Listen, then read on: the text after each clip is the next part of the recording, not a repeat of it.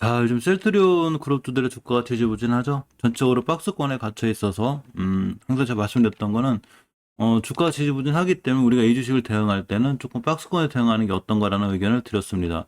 자, 보시게 되면 일단 셀트리온을 기본적으로만 봐도 굉장히 긴 박스권에 갇혀 있는 게 사실이에요. 자,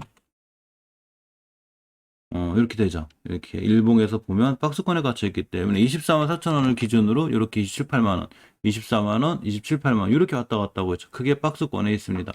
월봉에서 장기적으로 보면 추세가 우상향하고 잘 살아있고 저번 달에 턴을 해놨지만 아직 여러 가지 결과가 나와야 되기 때문에 전체로 지지부진한 상태죠. 자, 우리가 여기서 몇 가지 좀 살펴보려고 합니다. 셀트리온의 이 레키로나가 급여 적정성, 이게 뭐냐면 이제 의료보험 적용해달라고 하는데 이거 심사를 받아야 돼요. 그 적정성 자료 기한을 9월 13일이 마감일인데 이때를 꽉 채워서 제출했다는 얘기죠. 자, 그것과 살펴볼 거고 주가 부진한 셀트리온이 지주사 합병과 신약 승인으로 반전을 노린다는 기사가 있습니다. 제가 어제 영상에서 그리고 요새 최근의 영상에서 이 지주사 합병에 대한 얘기를 많이 말씀을 드리죠.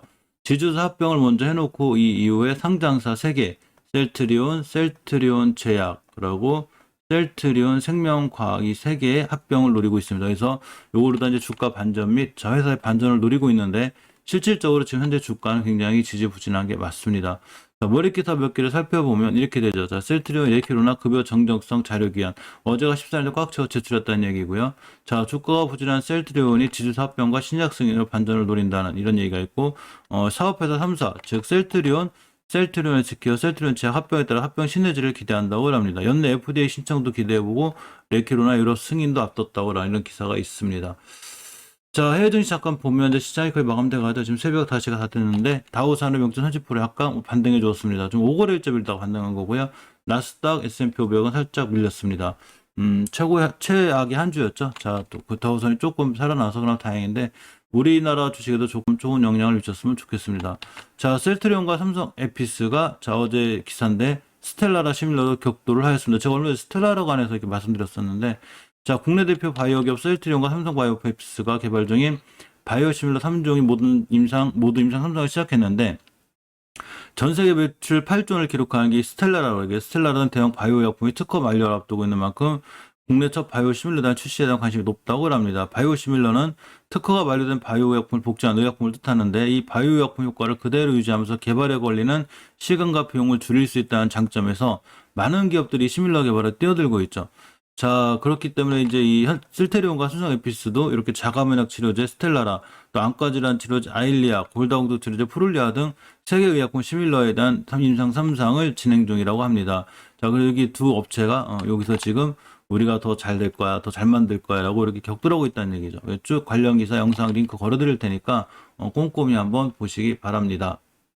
자, 우리가 여기서 중요한 내용 몇 가지를 챙겨보고 가려고 합니다. 사실 실질적으로 이 셀트리온 주가가 많이 지지부진한 건 맞아요. 그래서 많은 셀트리온 주주분들이 답답하고 제가 봐도 어쨌거나 추세는 턴을 해놨는데 주가가 조금 지지부진한 게 사실입니다.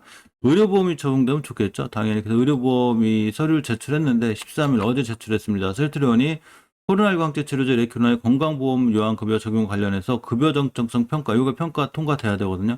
요 제출 기한 마지막 날이 13일, 즉 어제 제출했다는 얘기가 됩니다. 올해 안에 평가받기가 조금 어려워졌죠. 너무 늦게 제출했어요. 자, 보시게 되면 건강보험 심사평가원 심평원이 급여 적정성 평가에 착수한 지 6개월이 지났는데 아직 1단계도 통과하지 못했죠. 그러면서 올해 안으로는 급여 적정성 평가를 마치기는 어려졌다고 합니다. 이게 주가에 큰 영향을 미칠 것 같지는 않아요. 뭐 물론 의료보험 받으면 좋긴 한데 저것보다는 다른 이슈들이 더 많죠. 자, 어쨌건 살펴보면 이 심평원의 학대 전문가 자문회의가 총 3단계로 진행되는 급여 정정성 평가 단계 중 첫 번째 단계인데 이 단계는 이제 약제급여 평가위원회 산하 소위원회를 통해서 임상적 유용성과 비용 효과성 등을 검토해. 그러니까 아직 1단계도 못 간 거죠. 그래서 약제급여 평가에 대해서 급여 적정성 여부를 심의해서 3단계가 다 끝나는 건데 아직은 1단계 통과도 안 된 상태죠. 자, 그렇기 때문에 셀트리온이 지난 2월 24일 날 이거를 건강보험 항목에 포함해달라고 신청했어요. 3월 4일부터 급여 정정성 평가 절차에 착수했는데 자료를 부족하니까 더 갖고 와달라고 그랬고 요거를 6월 15일에 기간 연장을 했죠. 6월 15일에 마지막으로 연장했을 때 그 기한이 9월 13일이 마지막이었는데 어제 제출했다는 얘기죠. 그러니까 아직 1단계가 안 간 거예요. 1단계 지나고 2단계 지나고 3단계 가야 건강보험이 적용이 됩니다. 이 네키로나의 저 조건부 요거에 대한 이 정식품목 허가를 이렇게 신청을 했죠. 자, 셀트리온이 개발한 코로나 치료제 레키로나가 늦어도 다음 달 중순에는 정식 품목을 획득할 전망입니다. 뭔 뜻이냐면 이거 8월 달에 제출했는데 이게 처리 기한이 40일이에요. 그러니까 이번 달 중순에 가능하다는 얘기죠. 또 레키로나는 국내뿐 아니라 글로벌 최대 의약품 시장 진출도 목젖에 뒀다는 얘기가 있습니다. 자, 심사가 40일이기 때문에 제출 기한이 저번에 8월 달에 제출한 걸 알고 있거든요. 그러니까 자, 코로나19 백신 치료제 관련 허가 심사를 40일 내에 처리를 목표로 하고 있기 때문에 당연히 이번 달에 나올 수 있는 확률이 있습니다. 이 허가 내용이 자, 지난 10일 글로벌 임상 3장 결과에 따라서 레키로나 국내 품목 평가 허가를 신청했는데 조건부가 조건을 삭제하기 위한 변경 허가 신청서죠. 자, 60세 이상하거나 기저질환이 경증 환자를 대상으로 조건부 허가를 했는데 이걸 없애달라는 얘기죠. 왜? 모든 이 사람들한테 이거 해달라고 국내 품목평가 허가한 거죠. 그러니까 이 사람에 대한 나이라든가 뭐 기저질환이 경증 환자 이 대상을 없애달라는 얘기죠. 전체를 다 대상으로 하겠다는 얘기입니다. 자, 레키로나가 이 정식 허가 임박을 했다는 얘기도 있고, 이렇게 미국, 유럽에서도 승인 절차를 자, 밟고 있다는 얘기가 있습니다. 이 근거는 수차례 미팅을 했다는 얘기죠, 이쪽하고. 자, 보시게 되면, 레키로나 미국과 유럽에서도 허가를 받을 수 있는 걸로 보이는데, 셀트리온 FDA와 레키로나의 긴급 사용 승인 신청을 위한 사전 미팅을 수차례 진행했다고 합니다. 따라서 이런 기대감이 좀 있죠.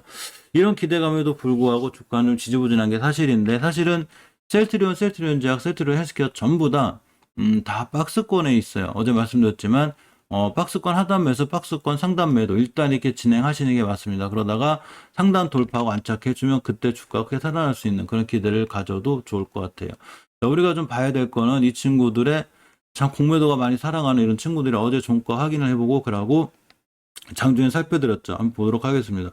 종가상 다 가죠, 지금. 여기 또 24만원 와서 턴하면 매수. 박스권에 놀죠. 어제도 거의 다 와갖고, 이 친구들 수급을 보면, 역시 여기들 많이 팔아요. 그죠? 여기들이 많이 팔고, 기관도 팔고, 개인이 홀로 사고 있는데, 외국인과 기관의 매도성은 좀 만만치 않고, 셀트리온 제약도 보면 이렇게 기관이 많이 매도하고 있습니다. 외국인 샀다 팔았다 반복하긴 해도 역시 전체적으로 수급이 약간은 꼬여있고, 이렇게 연기금도 꾸준히 매도하고 있고, 자, 셀트리온 헬스케어도 보시게 되면 이렇게 외국인의 강한 매도자가 보이죠. 기관도 매도하고 있고, 이래서 수급이 일단 전체로 꼬여있어요. 일단, 지주사 합병에 대한 이슈 뭐 이런 것도 잘 풀려야 되고 기술적으로는 박스권이기 때문에 26회 셀트리온 헬스케어도 10만 원만 가면 12만 원, 10만 원 가면 12만 원이기 때문에 당분간 이렇게 대응하는 게 맞아 보입니다. 이렇게 박스권에 대응하다가 여러 가지가 잘 마무리가 되고 레키로나의 추후 결과를 보면서 추가적으로 매수를 하든가 이렇게 대응하는 게 제일 좋은 방법 같습니다. 자, 이건 조금 별 얘기긴 한데 우리가 주식을 하는 사람들이니까 일단 중국의 이 연예인 규제가 좀 심하죠. 요새 굉장히 심하고 또 이 한류 모델 화장품주가 좀 불안하기도 합니다. 왜냐하면 중국에서 지금 뭐 이쁘장한 남자 연예인에 대한 규제가 좀 있고 그리고 연예인들에 대한 규제가 좀 심하기 때문에 더군다나 이 중국하고 우리나라는 항상 화장품주에 대한 연관이 잘 돼 있죠. 물론 이제 위드 코로나로 좀 여행이 풀리면 사실 중국 여행객의 이 면세점에 화장품 소비가 있지 않을까 좀 이런 약간 기대감도 있었긴 했지만 자, 이렇게 연예인 규제 중국이 심하면 이런 화장품들은 상당히 불안하기도 합니다.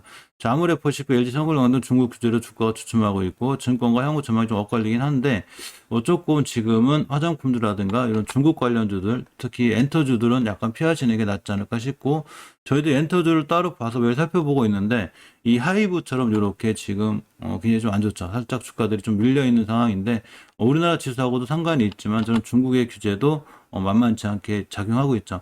사실 주식은 정부 정책에 반하지 말라고요. 이건 우리나라 정부뿐만 아니라 세계 경제 정책에도 반하면 안 되기 때문에 이런 부분은 조금 조심해서 시장에 임할 필요가 있을 것 같습니다.